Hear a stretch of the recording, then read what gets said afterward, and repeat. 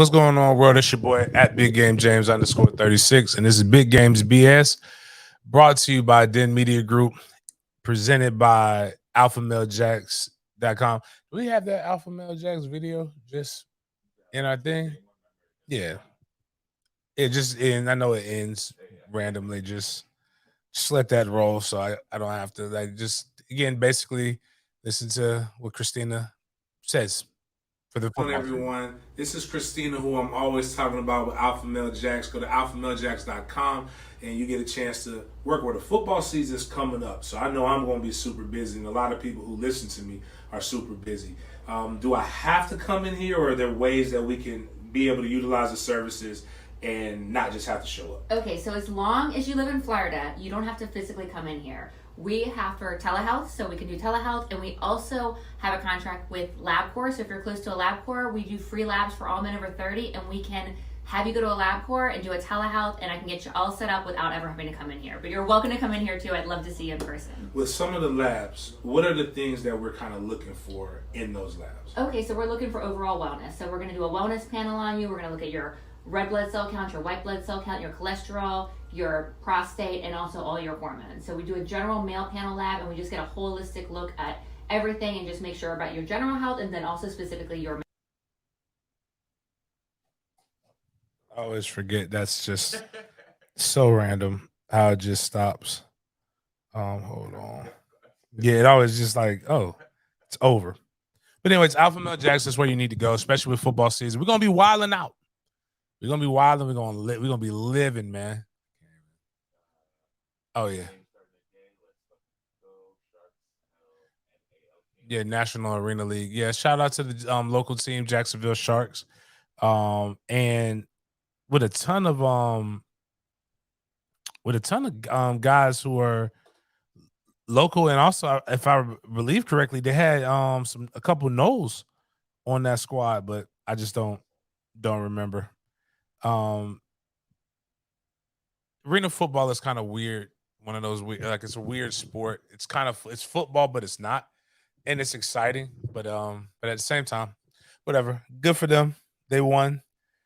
I am trying to get some stuff logged in, but Alpha Male Jacks, you need to go there and make sure we're straight. We've been actually having some pretty good numbers with the night show, and it was kind of cool. But I just can't keep doing stuff at night. I have other things to do.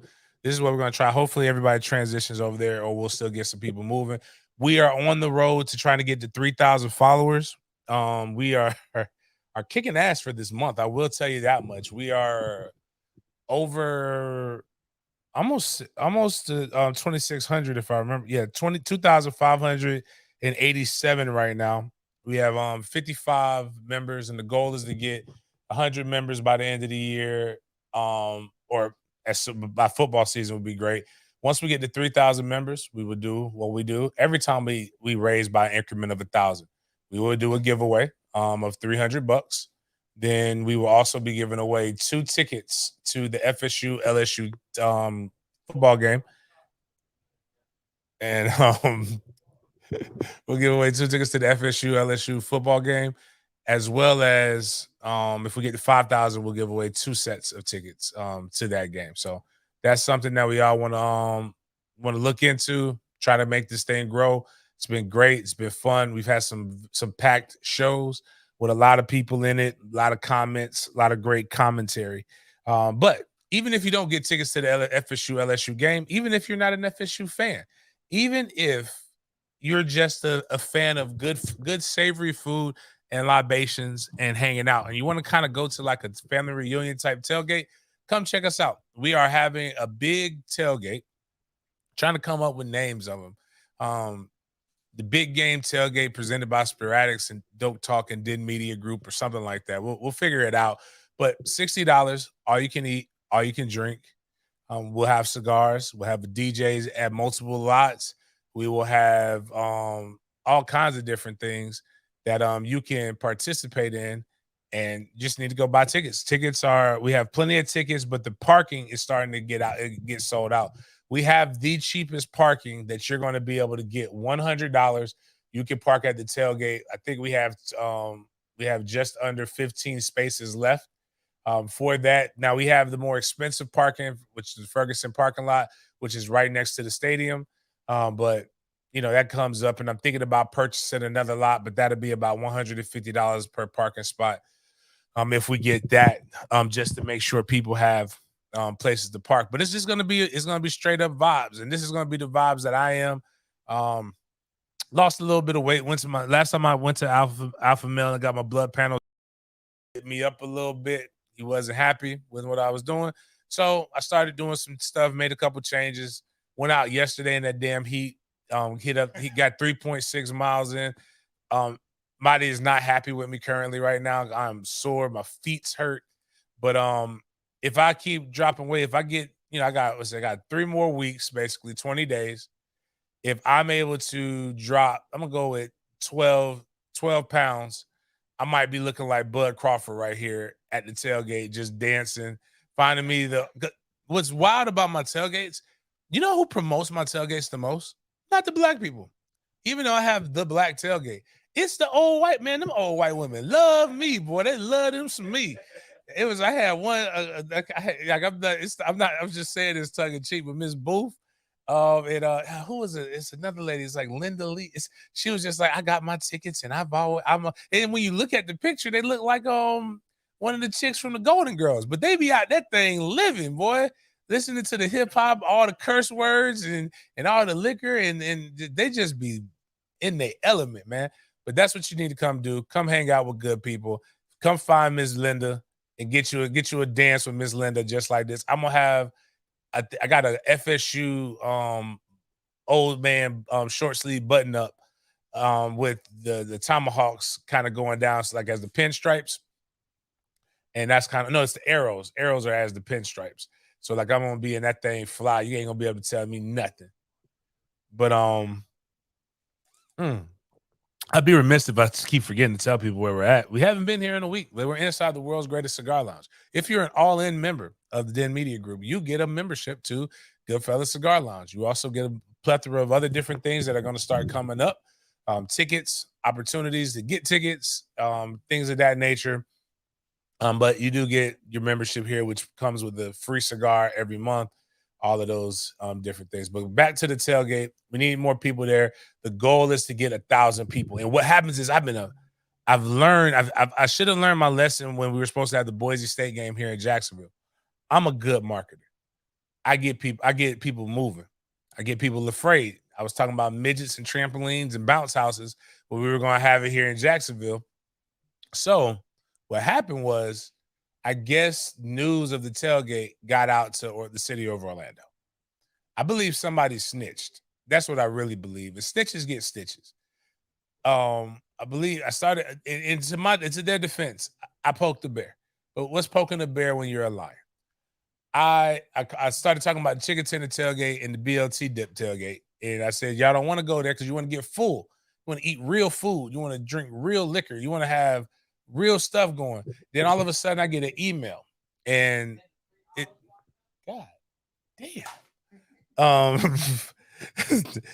I get an email, and shout out to Danielle Kelly, DK working in the background. She's still around. She's been getting all your emails and getting flooded with it. And the lady was really, really nice. I'm so happy it worked out this way. Because the way that I envisioned it working out was going to be wasn't going to be fun for anybody. I didn't post the email from the lady, so I'm just going to read it. If I can find it. Man, Danielle is just definitely a woman. She writes a lot. Oh, I'm concerned about this listing and want to pass on a few things. Amplified sound is not permitted due to Camping World Stadium having a permit already for amplified sound. What liquor license are you using to sell tickets? And do you have a license to do business in the city? You run the risk of being cited and shut down entirely by code enforcement or police. Also, the road will be closed very early that day. Anybody who went to the tailgate in Orlando for the bowl game knows that we had none of these issues. We had not one issue. The only issue we had was one guy partied a little bit too hard. He was in one of the cleanest porta potties that you could ever meet. Our porta potty game is going to step up. Real talk. We got air conditioned fucking porta potties with running water so you can wash your hands. You can actually sit on the toilet. We may even have somebody, may pay a homeless guy and give, like, not taking advantage of it, but I'm gonna pay him, like, eat and get some money. His job is to make sure we go in that bad boy and clean them, because I want you to feel like you can go take a shit at my tailgate and feel comfortable. Cross your legs or something like that. Do whatever you need to do. Get naked in that porta potty and feel comfortable, being yourself, being free. But anyways, the lady said that Danielle Kelly got a real lawyer on her, and then I just thought about it like this: what better way for all of us to get famous than to arrest a guy whose tailgate literally goes to benefit giving backpacks to inner city Orlando kids and food. I was like, we were going to all be famous on that day. So that's why I put out my tweet. Hey, how bad is Orlando Central booking? Because some Central bookings are bad. Some, it's not so bad. I didn't want to be in there with some killers and all that other stuff, and people who done slaughtered them, split their mom's head in half or some shit like that. But if I could just be in there 8 hours and have my phone tweet, I'd be in that bitch like MLK from a Birmingham jail, or Joe Clark when he got arrested in Lean on Me. I can't even see that. We had no issues in December. Just good vibes, good time. Other podcasts are talking, bro. Real one. Ramon wants to know, how do I upgrade my parking? That lot 2 parking is just different. Just hit me up. I got you, Ramon. Just jeez. What we'll do is we'll refund you. DM me, DM me, and I'll go through the process with you, because that will free up a parking space, and I don't feel like doing all the other shit. So but yeah, so long story short, we got youth tickets available. Oh, post the thing. We got beer. We will have beer. So I got one guy who's got me. I've got like 12 cases of Mick Ultra and 6 cases of Mick Ultra. We'll end up having 12 cases of Mick Ultra, and we have like 4 cases of the tranny beer. But that, you don't have to drink it. I won't judge you if you don't drink the tranny beer. Okay, like if you drink it, like it'll be cold, it's gonna be hot. Bud Light is fine. Like pour it in a red cup. Nobody would know the difference. But Ology in Tallahassee, I'm gonna have 3 bars, 3 locations there. One in Midtown. They have stepped up and they're going to get us all the beer for the event. What up, Scott? Hey man, here we Nah, you good? Come on. We gotta add the animal somewhere else.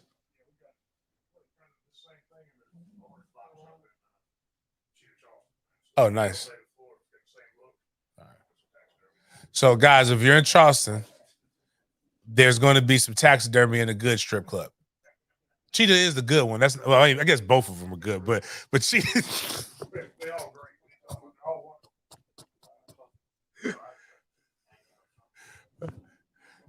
What's going on, man?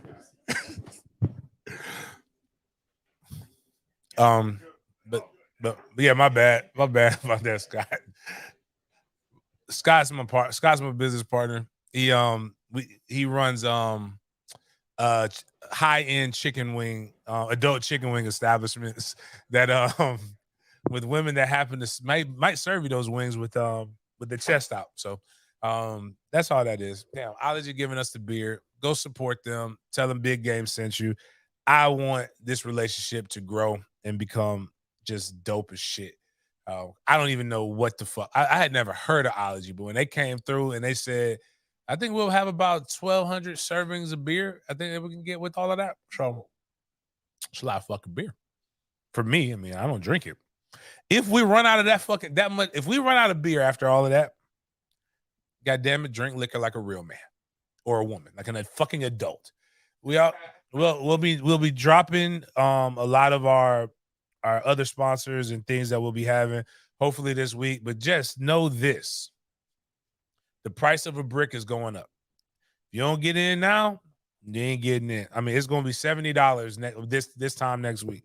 Matter of fact, when the show is over on Monday next week, I will raise the price to $70. So buy that shit now. Anyways, NFL preseason begun. I was on the news last night late. It's time that time of year. I'll also be on the news with First Coast News in Jacksonville, doing a pre and post game show for FSU. But what happened was all the rookie QBs made their debuts this week, and there were highlights for somebody. And we're gonna talk about everybody because we are an equal opportunity show. This is an Anthony Richardson fan show, but he's gonna get roasted too. We don't have any problem with petite males unless their name is the dude who shot Meg, Tory Lanez. Yeah, I mean I don't really have no problem with him. I just think he's a petite male. But the highlights were so good for a preseason that it's like, and then we're gonna get into the people that I really have to care about soon. But NFL.com was active. There was a ton of different things. The biggest thing is we're gonna talking about the quarterback. So we're gonna start it off early. Again, this is an Anthony Richardson fan account. Like, we're cool with AR-15. We like AR-15. So the first link. This is how Anthony, to his defense, I think all three rookie quarterbacks started threw interceptions in their first drive. No, Bryce didn't throw an interception, but we'll talk about what Bryce did. But CJ Stroud threw an interception on his first drive, and Anthony Richardson did as well. This doesn't look great. I'm pretty sure this is not indicative of 6 points training with Denny. 2nd down and 6. Richardson again trying to get it out quickly. Intercepted by Dane Jackson. Did he at least go make the tackle? No, he didn't even go. Let's say, what did he do? I don't know why he threw that. Oh, he got hit too, but I don't know why he decided to do it like that. And yeah. Not good. Not a good look. Not a great look. The next clip, I'm not gonna break it down. We'll let Denny break it down. The next clip is just what happens. I think this is is this Speed Racer right here? The Georgia Bulldog D tackle that we allowed to fall in the draft and let the Eagles become so great. This isn't a good. It's not good. Watch this. That's not, the guy wasn't even trying. A lot of Olay blocks. Like, if you ever watched the was it the Bull, the Matadors, and they have the little red, they just Olay. It's not a good look, not very healthy not good for the long-term health of your quarterbacks. Bryce Young had the next one. Bryce Young had one. Bryce Young had to hit him with the Hims moment.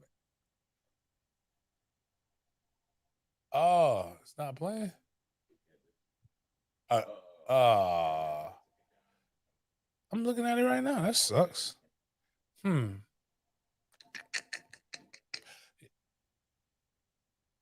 Nah, it doesn't. She doesn't have it. Damn. I don't know what else to tell you. Actually, if you go to my page, I have one, but it just doesn't have the song on it. If you just push back on the post, like, I meant, yeah, that's what I meant that, but it's all good. Yeah, dang it. Oh, it's on IG. Yeah, it's on my reels on IG. But anyways, we'll get back to Bryce here soon. But the real star of the weekend, actually, it's two of them. You got, but the biggest one I'll go and say Stetson Bennett. I started changing my tune with Stetson Bennett like midway through last season. I was just put it's big game on that. Midway through the season. And I'm like, yo, maybe this guy can play a little bit. Like, I saw him run. I'm like, wow, he's a little more athletic than I thought he was. Right there, down. Yeah. He's more athletic than I thought he was. Then I saw him throw the ball. I'm like, he can spin it. He's actually pretty good. All right, so we got that Bryce Young video we're gonna show real quick. Did I put the music to that? The Helen's testimony? Head hit the wall. Yeah, I did. Boom. And I began to slide down the wall. And as I came to, all of my bodily fluids were doing their own thing, and I was dying. And my head hit the wall. Boom. And I began to slide down the wall. And as I came to, all of my bodily Jets fluids were doing their own Bryce thing, and I was dying. ass. Like that's And it. my But head hit basically, the there's wall. we're gonna see Boom. another one from And I Jermaine began to Johnson. slide We're gonna down the post a wall, bit. and as I But came Stetson to, Bennett, the guy put all of my boys told me 2 straight years after Stetson Bennett's career was over at UG. Only thing he was going to be good at is selling cars and selling insurance. But his first preseason game was better than CJ Stroud, Bryce Young, and Anthony Richardson. And I mean, it's you don't want to get over the top, but points were made. Points were actually made in that. And I'm trying to find out. I know I have all of the stats from that weekend, but Stetson Bennett went 17 for 29, 191 passing yards, 1 touchdown, no interceptions, 89.9 passer rating. He led 3 drives that ended in either a touchdown or a field goal. That's a pretty impressive first game with the Rams, who are kind of gutted. When you look at Bryce Young, he was 4 for 6, 21 yards, no touchdowns, no interceptions, hit like an abused, battered woman. CJ Stroud, 2 for 4, 13 yards, 1 interception. Anthony Richardson, 7 for 12, 67 yards, 1 interception. That's insane. But what's another insane thing is Dorian Thompson-Robinson, UCLA starting quarterback, another guy who got drafted late. 9 for 10 passing, 102 passing yards, 11 rushing yards, 1 touchdown, 142.5 passer rating in a quarter. Robinson is now up to 184 passing yards, 47 yards rushing, and 2 touchdowns this preseason. This is actually being pretty good. Now he plays for, I believe, the Browns, so he might not ever see it unless Massage Boy stinks it up. But his contract will dictate that he's doing that. But it's kind of one of those things where, do we really ever just 100% know who the best quarterbacks are? And I'll answer that question for you. Fuck no, we don't. But I do know this. It's easier to make determinations upon D linemen. If you watch Jermaine Johnson in Florida State's 5-7 year, you knew Jermaine Johnson was going to be that guy. Now, last year, he got some pretty good stuff coming off of the bench, but it was still like, he didn't fully. No, that's Anton. We're going to break him down here a second. Yeah, that one. But excuse me. So Jermaine Johnson was that guy. And he's going up against another no. So it's no on no violence. Savvy veteran, Cam Irving. But watch Jermaine Johnson put Cam Irving in the spin cycle of hell. It's boom. He goes outside. Running back thinks he's going to chip. He falls down, but he gets up. And then Jermaine Johnson just goes in and again lays the smack down on the quarterback again. Like, that was dirty. That was nasty. I hope if this is what is indicative of what's about to come up, wow, we're gonna have a really wild and exciting football season. And we all, which we all deserve. Now, the video that you did just show before that, Miles, is another, again, really impressive number 76 right tackle Anton Harrison for the Jacksonville Jaguars. Had a day. Again, just preseason, but what you're watching is the highlights of all his snaps in the preseason. There's literally only 1 L that this kid took. From my acknowledgement, from what I can see, he took 1 L. And I can't see. Blow it up a little bit more on the screen so we can just show that. Forget my ugly mug. Right here, boom, good block, good taking away on pass pro. Very patient. Good, decent down block, runs right off there. I hate running backs who lack vision. You should have just went right off the top. Climbs up, pushes guy to the ground. Good job. Right here, right tackle. Boom. That was the only one where I'll give him an L on that one. Really impressive. Right here, boom, just stalemated them. This good job, man. Good job. Nobody wins every rep, but like, good. Look at that pass off right there. It was great switch off. This is a 2-point conversion play right here. Boom, got him. Plenty of time for Trevor. We done here. Yeah, I think we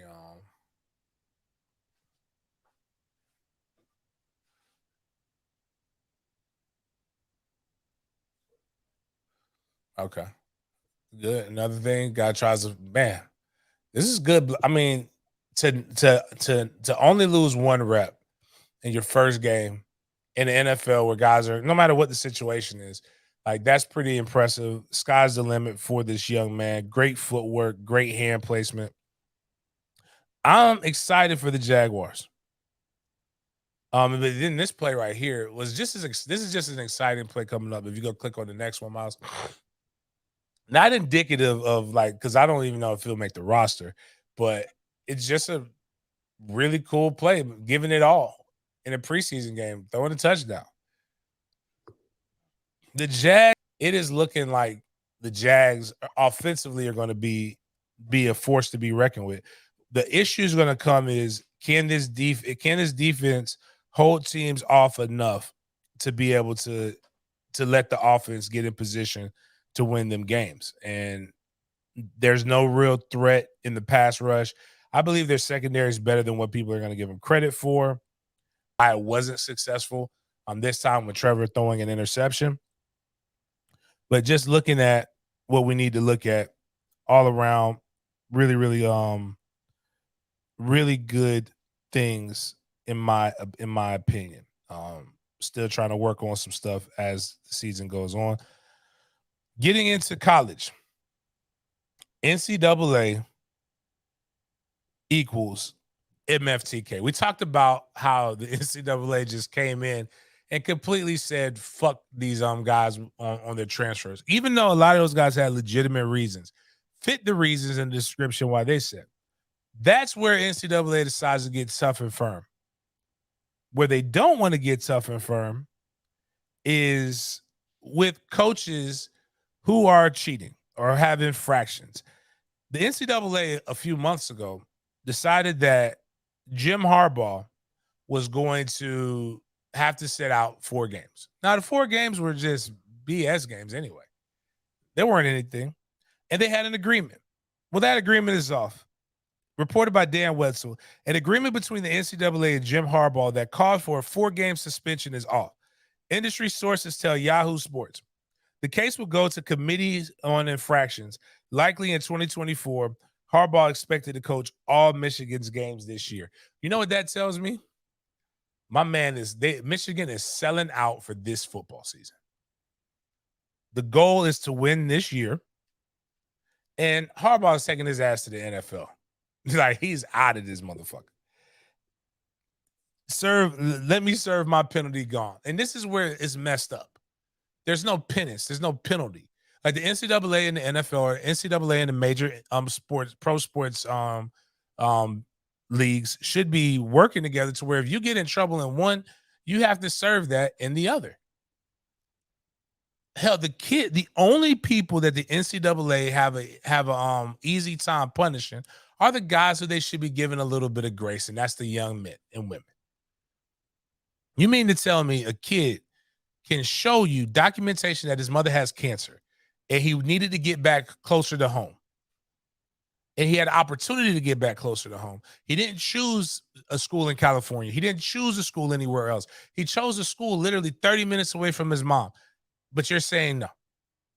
You mean to tell me a kid can tell you that, man, my grandmother, who is my caregiver, is in really bad shape, and I don't want to play football in Ohio. I'm from North Carolina, and I have an opportunity to play football in my home state right around the corner from her to where I can be there if I need her.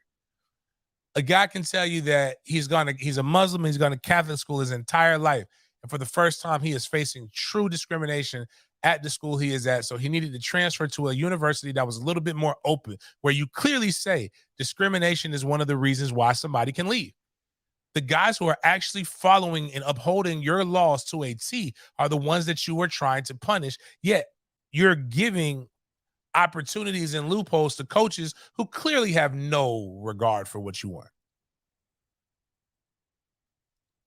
They basically said, fuck these 4 games. Get you 12 white folks to take this shit to trial, bitch.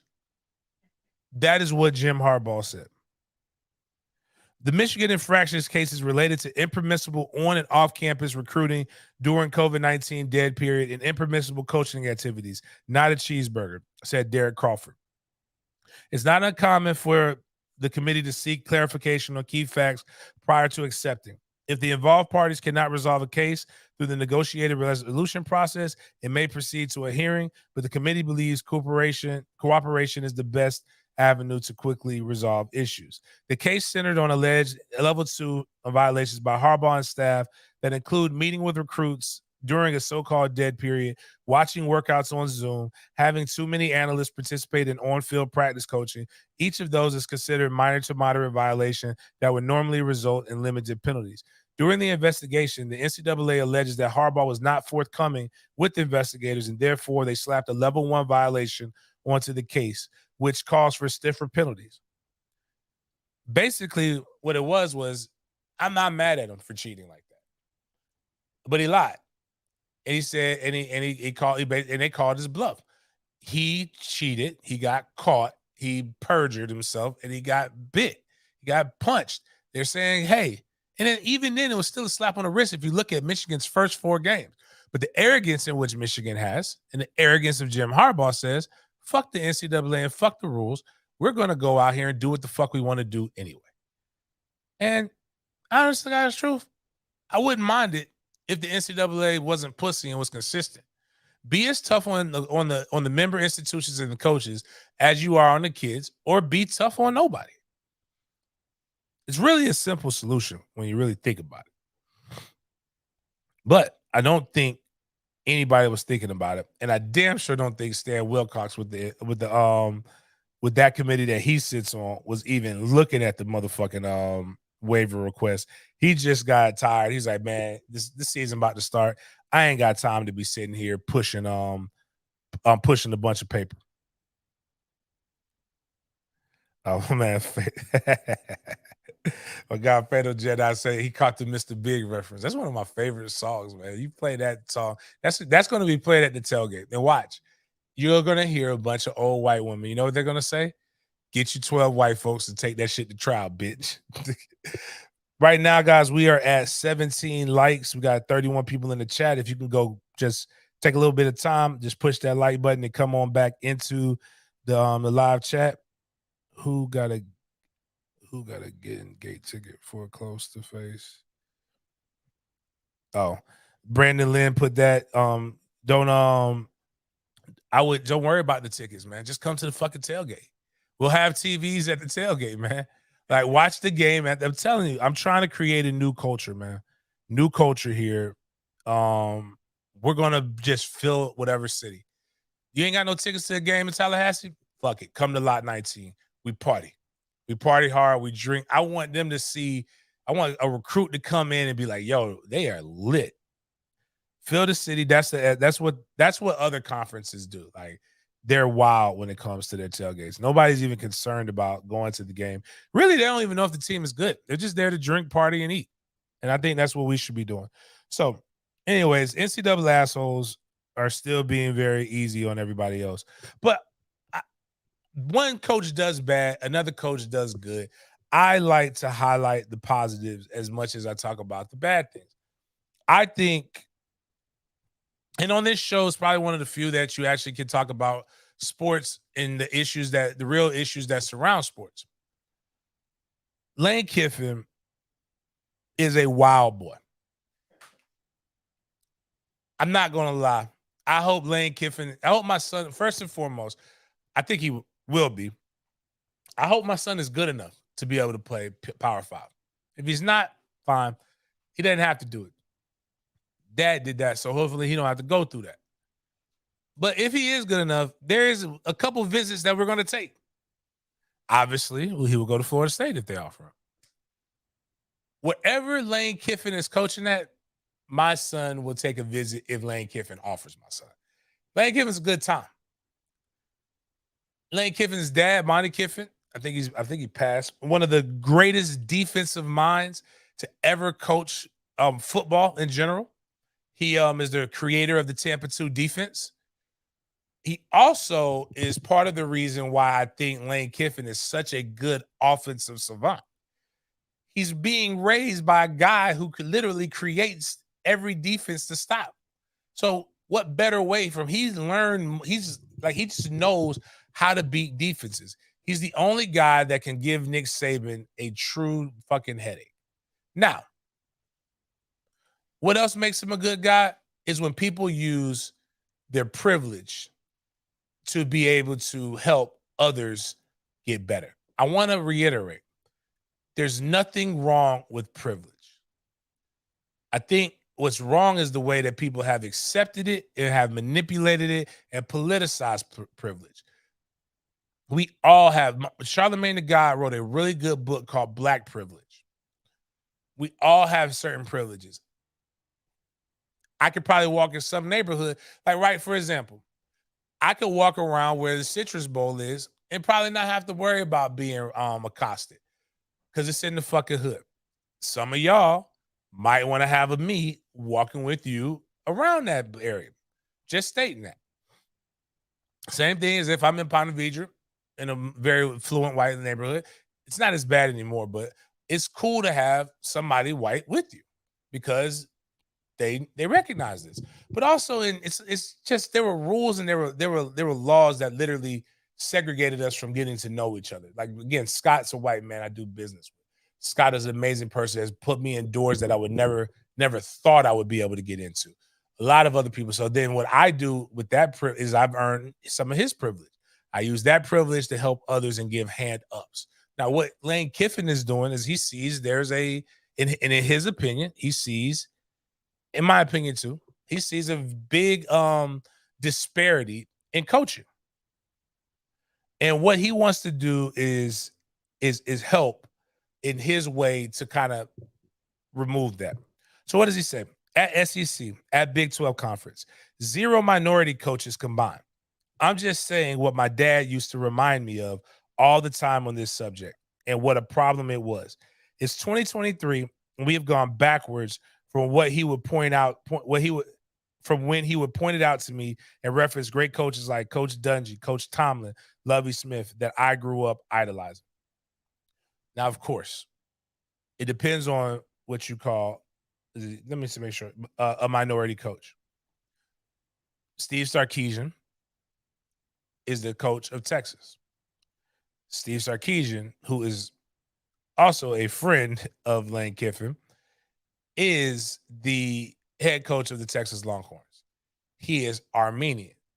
He has a black wife who actually grew up with L'Oreal. Steve Sarkisian would admit to you, though, that nobody walks up and says, "Hey, are you Armenian?" BYU, I believe BYU's head, there's a BYU has a head coach who's a minority. He's not BYU. Damn, I forgot who it was. But there's a couple. And people notably showed their outrage and they're getting mad at Lane Kiffin for choosing to do something about something that he doesn't like.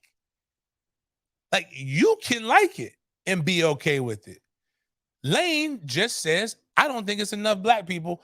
I want to help some black people get a job. Where is the wrong in that? Because I know one of the first things we want to do, well, why can't he just help a white person?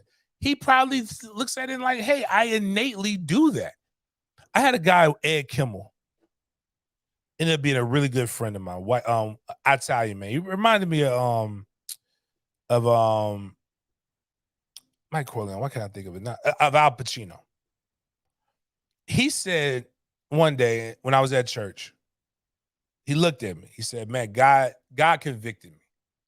God said, I don't have enough people who don't look like me in my life. And then I looked at you, and you're a young black guy. You're not what I would normally go gravitate towards. Would you have breakfast with me? And Ed Kimmel took me to breakfast almost every Friday morning when I was in college from my junior year through my senior year. Ed Kimmel taught me about insurance.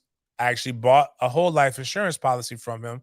He also taught me about infinite banking concepts and things like of how to use your insurance policies as a bank.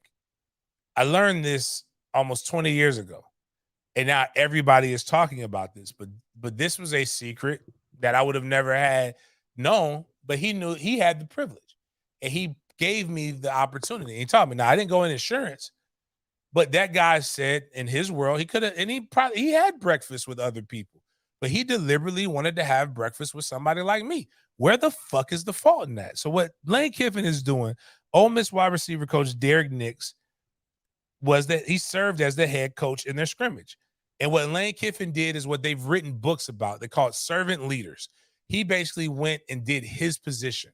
He served as a wide receiver coach for that day. Following the scrimmage, Kiffin explained why, and he did not mince words. There need to be more opportunities for minority coaches in football. That was done not as a PR thing. That was really done to give him an opportunity to see what it's like. I remember my dad telling me a long time ago, be grateful for what you have because this has not been a good profession at all for minorities. There's more Tony Dungy's, there's more Lovie Smiths, there's more Mike Tomlins that never get the opportunity. It hit me when I was discussing this that you look around and here's the SEC. Here's a couple of schools coming in from the Big 12. And in 2023, between the SEC and Big 12, we have no minority coaches. That's really unfortunate. And not that I'm not going to be able to change that, but it gives you the opportunity to speak in front of the team, handle media, handle pregame, manage the kind of scrimmage, which is like in a mock game that anyway. I think really good of him. And again, you can't see how good somebody is until they get a chance to do it. That would be my wish out there to ADs and presidents and universities to understand that. And this is a good example. Coach Nix has been there. We've been fortunate to keep him here. He's had a lot of opportunities to leave, enjoy working with his intensity in meetings last night, in pregame with the players, handling depth charts, doing everything. I was inspired by listening to him this morning, talk to the team. So it's really cool to step back, be able to see that. I just hope coaches like Nix in this profession, black coaches that don't get opportunities, start getting opportunities because it's ridiculous. Now, that man's opinion did not say that he did not want other coaches to get opportunities. All he said was that I don't think it's enough black coaches or minority coaches getting opportunities. No one has ever confused Kiffin for being wise or enlightened. Don't have to look far to find minority head coaches. BYU has a Polynesian coach. Why not make it a permanent switch instead of virtue signaling?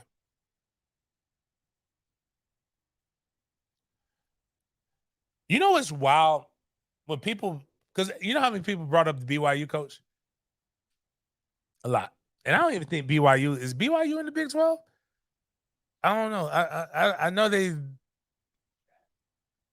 Yeah, if you can find out, if somebody in the chat can find out what conference BYU is in for me, because Lane was very specific. But here's the thing. When you can point out one and everybody points out the same one, that's the problem. Like, does nobody ever really realize the problem? I can't name me a white coach. And you know what we'll probably have? Actually, in the chat, this is what I want y'all to do. Everybody in the chat, if you can, if you're paying attention, if you feel like you can do this, I want you to name me one white college football coach. And I'm pretty sure if I'm thinking my what do you call it? My hypothesis would be that not everybody will name the same white coach. Because there is a plethora of white coaches to choose from. Really good ones too. Nick Saban. You can say Mike Norvell. Okay. It's okay. Well, that's fine. That's when people use him. And that's, Kiffin actually did open that door. But if everybody can say the one guy, and I'm not saying nobody's suggesting that it should be all the head coaches. All people have to do is just think about it. And when you look at the SEC in general, right? I'm 39 years old. I was alive. I was in high school when the SEC hired their first black head coach. Was at Mississippi State. Was one of played for Bear Bryant. It was crazy because he was the first black head coach. And this is where I think people got to realize, and this is the tiring part. I will say that. I'm with you. I'm so tired of people making spectacles of like this and that and he's the first. It's because they're the first. If we didn't have so many first this far down the road, we wouldn't really be having all of these different things. When we see a dominant white athlete dunking like we did with the real, and we give them props, people are like, why you gotta make you just want something to complain? You want to know? You want to know what's wild? My boy Blake, love Blake. Blake has a pilgrim theory. If I see I do not want pilgrims in my secondary. This is Blake. Blake is very white. But he was like, if I see a white boy, and what happened was he was joking about Chad Mamuma, Jaguars linebacker. You see a white boy in coverage, you're going to take advantage of it. But you know what somebody brought up? And this is what lets you know. It's not that it's a problem. It just lets you know how few there are. They brought up Riley Moss. You know what one of our most popular reels is? The Riley Moss. And you know why it's popular? Because a black kid running a 4.4 isn't like groundbreaking or earth-shattering. You're used to that shit. When you see a white boy run a 4.4, that is fucking fast. Just saying. Was it Jeremy Warner? It was a white boy that was dominating the 400 meters for a while in like the 2010s. Like he went to consecutive Olympics. White boy, cold, had sunglasses, everything. You know why you can remember him? He was a fast ass white boy. He was cold.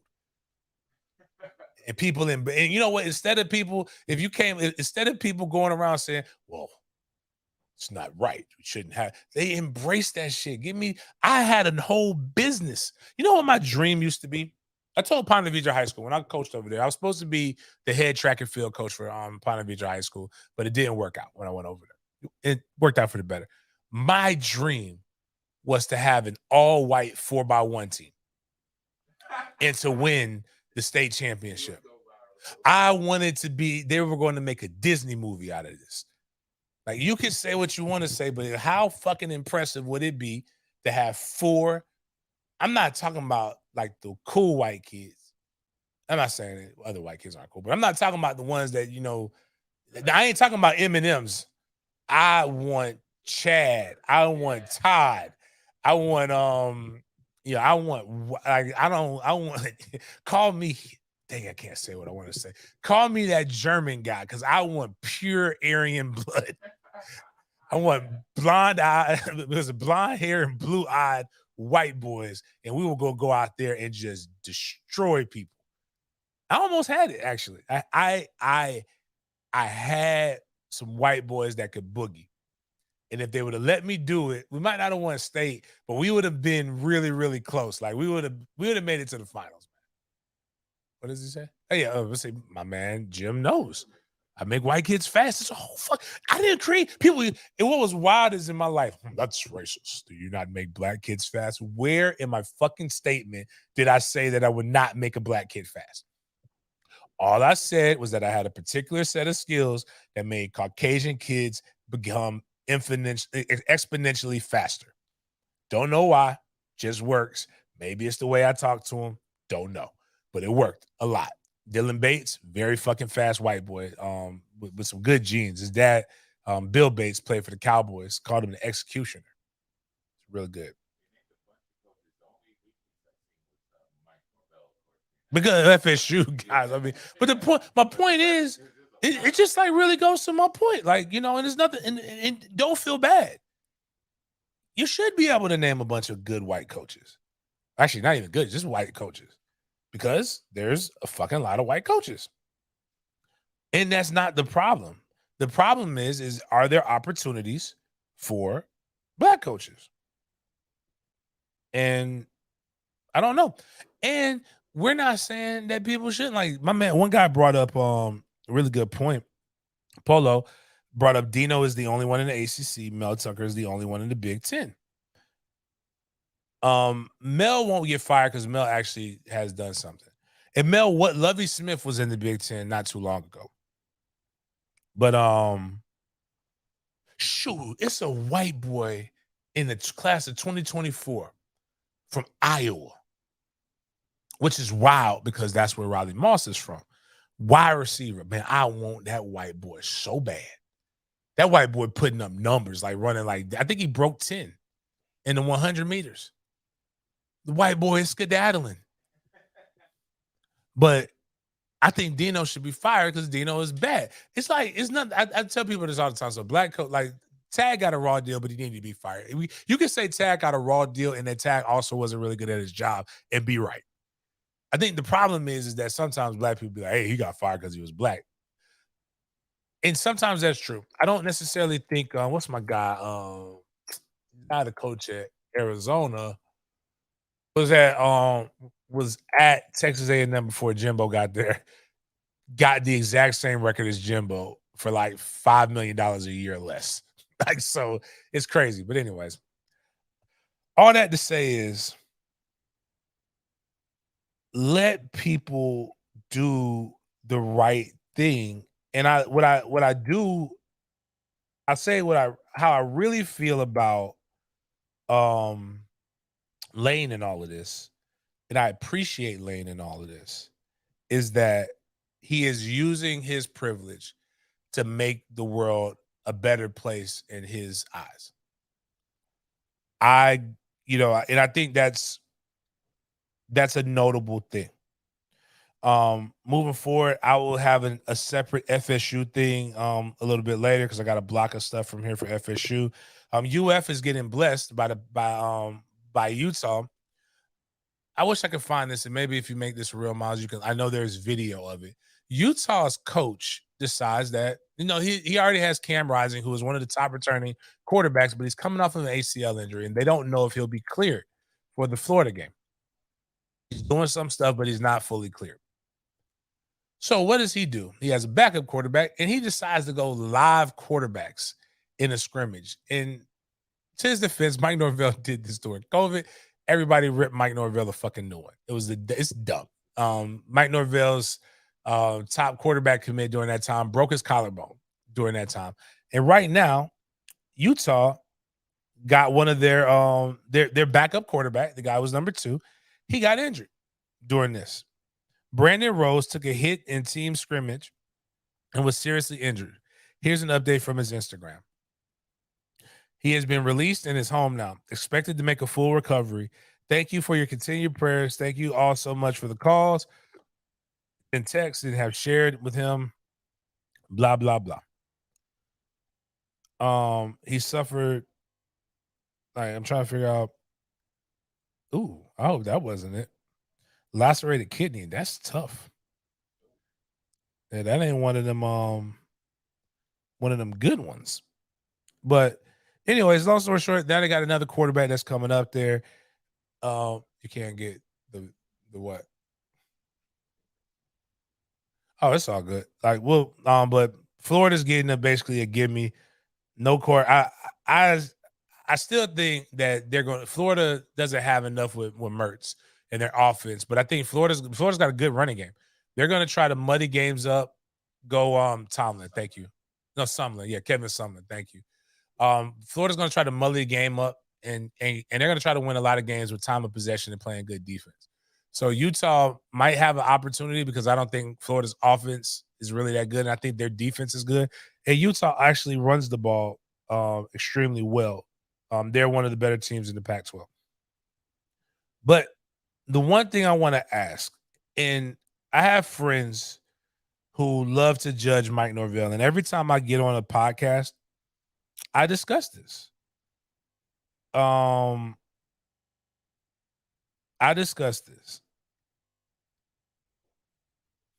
They say is the transfer. Mike Norvell can't be successful because the transfer portal isn't sustainable.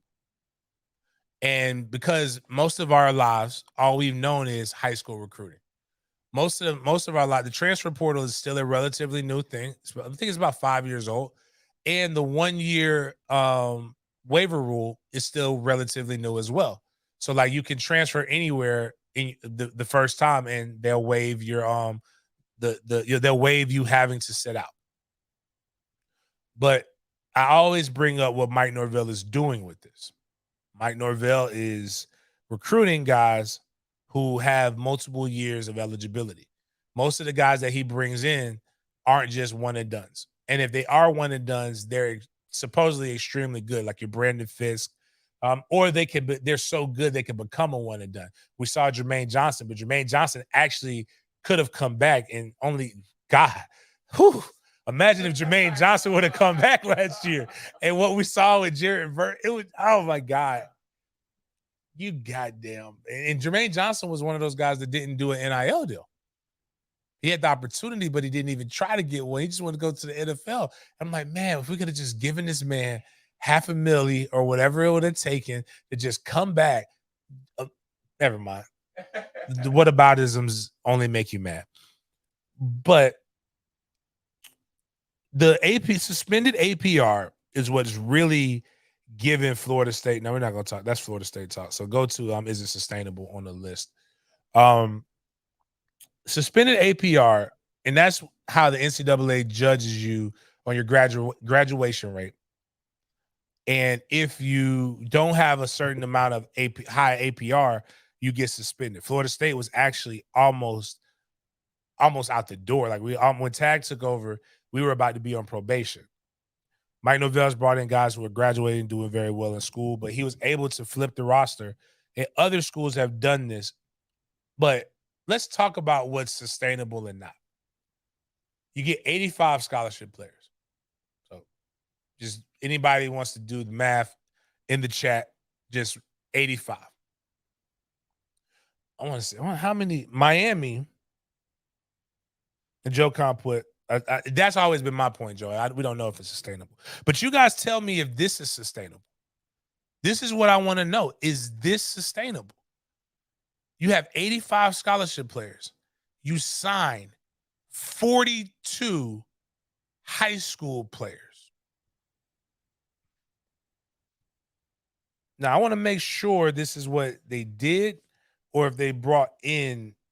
I want to make sure I'm talking intelligently. But either way, is it sustainable to bring in 42 new players, regardless of where they come from? That's almost half of your roster. It's one less. Who did this? The University of Miami. Okay, so that was 42 players in total. So University of Miami brought in 26 high school kids. And I'm assuming they brought in the rest and they brought in 16 transfer portal guys.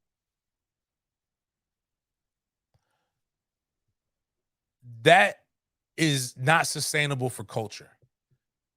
That's not how you build. Like, and they didn't bring in guys with multiple years. They brought in a guy, Rocky Shelton, who's a linebacker, who's actually pretty good at Duke. And this is his year. This is his last year. They brought in a bunch of guys who have literally 1 year. But what's wild is these are the fan bases that are telling us that we got to get better in high school recruiting while we're beating them. And then they're going out and they are doing the exact same thing, which is really wild when you think about it. Yeah, you've seen Ja Rule really saying that, like, he's really trying to harp on that, but it sounds bitter when Ja Rule does it. It's not as cool. Ja Rule just need to take the L and just, it's over for you, bro. Make sure, guys, also, please go jam the like button. I see we got people in here. But Mike has never signed over 25 guys since he's been at Florida State. this will be the first year. I think we may end up getting 30. And what's wild is this, or getting close to that 30 number, which will help Florida State stay in that top 5 range. Florida State signs over 25 guys. Florida State will be in the will remain in the top 5. Right now they have 21 commits. They're just below Alabama. If they get a couple of these flips, they will probably be up there a little bit more. But here's what's crazy. Florida State is bringing in some top guys. You realize they got 4 of the top 10 players in the state of Georgia committed in this class? But if Mike Norvell is able to go, and again, I've told people this, Johnny Wilson. So right now, this is what Florida State, and this is what's wild, and how, and I've talked to some of the guys, and some of them are actually thinking about they may come back because they like college. They like it so much, and they're making money now. So it's not as much, just to jump out, especially if you're, I'm not saying that he did this, but like if you're a running back, you're a one contract, right? So why just jump and leave and go to the NFL when you can be making like some good money in college, go get your one contract and know it's probably going to be over in 4 years? Jordan Travis is the only person. I think Jordan Travis, Bless Harris, and Meach are the only people on Florida State's offense with draftable grades that have to leave. So you think there's going to be a time where the running backs will be more when the NFL learns how to adapt the running back? Here's what's going to, Mike Norvell is going to probably be the catalyst to this. This is what's going to happen. This is why I teach my running backs. You can't just run the ball. Anybody can run the ball. You have to be Alvin Kamara. But I've always taught that. And that comes from my position coach, Billy Sexton, saying there's 3 things that running backs have to be able to do. He's like, one of them is why I recruited you. You either run or you can't. He's like, I didn't bring you here to teach you how to run. But running routes out of the backfield and being able to pass protect. So in today's game, you can, like my guys, Tion and Westcott. Now I'll have 2 bigger backs, but I'm going to teach them the exact same thing. If I could flex you out from the backfield, I know I now have a mismatch with a linebacker on a running back. If I put 5 wide receivers out on the field, you're going to put 5 DBs out there. Which I think is just people are being lazy and haven't figured out how to keep using that. Because let me tell you, like I tell quarterbacks this all the time. You want to go deep? I can take away the deep ball. Just drop everybody deep. Don't let anybody get behind me. You know what you're doing, everybody, when they take away the deep ball? Throw the check down. You know what's going to happen when you put the ball in the hand of a really athletic running back that's fast? He's going to get 10 to 20 yards every time. It's cheating. I don't. Oh, yeah. Because what's going to happen is running backs are going to eventually. No, it won't, but it will at the same time. So here's what I mean. NIL deals are marketing deals, $10.99. So if they're getting paid $500,000, you're getting $500,000. It's up to you to take the taxes out. So now you become a business entity. You can spend as much money as you possibly can and keep more of your money. Whereas NFL right now is $895,000 is probably what you'll make as a rookie. I haven't seen this year's contract, but I'm basing it off of seeing Bell's contract, who played at FAMU, who's the safety for the Cowboys. He made $895,000 last year. Just go ahead and take half of that. Because it's not just you're not just in the 40%, the 35% tax bracket. You have athlete tax. There's literally a tax just for athletes. There is other taxes that come out that you didn't even know. So you're about 50-50. Right, which is probably about, it's not as bad. It's just a little bit more. It's not as bad. So it's between 45 and 52% of your check is going to go to something. Now, again, $10.99. So if I'm getting, let's just say this is rounded up to $1 million. If I'm getting $1 million rookie minimum, I'm gonna come home with $500,000. Or I can just get $500,000 in an NIL deal. So it's literally almost the same amount of money. and still beat them. And fuck that. You're in college. Like $500,000 in college might as well be $10 million. One, I'm sorry if you're at work, make sure your headphones are on because we're gonna talk a little crass here. The amount of available pussy that's going to be there for you because you are the guy is going to be exponential. You can literally buy everything on the college campus. You're going to stay in the football dorms or somewhere near it. So your rent is not going to be anywhere near as high. Like you're not buying a home while you're doing this. It's a lot of reasons to stay around.